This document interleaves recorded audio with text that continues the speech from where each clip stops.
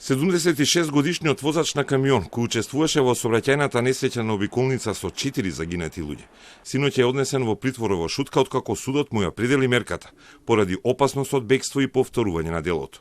Истрагата треба да утврди зошто нагло ја пресекол лентата, ја пробил банкината и се префрлил во спротивна насока. Удрил во автомобил во кој сите четворица патници. 3 20-годишни момчиња и 51 годишниот возач загина, а возилата се запалија. Банкините беа пробиени лесно, но ќе се проверува и дали биле согласно прописите, дали посилни банкини можеле да ги спречат трагичните последици. Имало случаи кога банкините не биле правени согласно плановите, но тоа треба да го открие истрагата, вели за Телма сообраќајниот вештак Дејан Трпевски.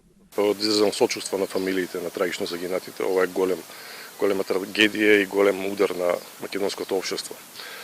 Во поглед на банкините, истрагата ќе покаже дали банкините биле направени согласно пропишаните стандарди или не биле направени согласно пропишаните стандарди, затоа што имаме ситуација во Македонија кај што е докажано дека одредени банкини не се изведени согласно стандардите, односно на одредени банкини недостасуваат одредени делови кои што требало да бидат вградени.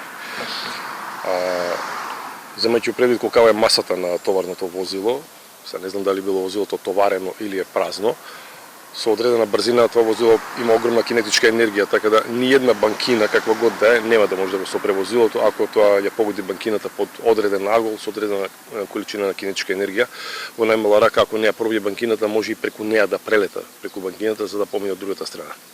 За сега е познато дека условите на патот биле нормални, а според вештакот, тешко ќе биде да се утврди брзината со која се движел косовскиот камион, бидејќи можно да е уништен и изгорен тахографот на товарното возило.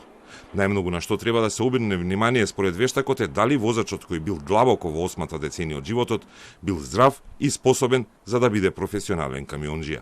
Газдиве на компаниите кои што се занимаваат со транспорт, поради недостиг на шофери ангажираат се и секого. Дали во оваа ситуација е ангажирано лице кое што ги исполнувало или не ги исполнувало условите, тоа ќе треба истрагата да покаже. Верувам дека имал валидна возачка дозвола, меѓутоа дали таа валидна возачка дозвола е стекната на легален начин или му е издадено чисто проформе лекарско уверение како што многу пати се случува. Според македонските закони, лиценца за професионалец воzač може да трае најмногу до 75 годишна возраст, со здравствени привреди на секои 5 години.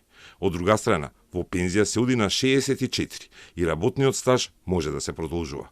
По кои закони и правила возел косовскиот возач е работа за истрагата, а резултати од неа чека и јавноста и семејствата на загинатите, таткото Ристе и синот Адам Велков, Петар Миланов и Марко Ѓорѓиевски.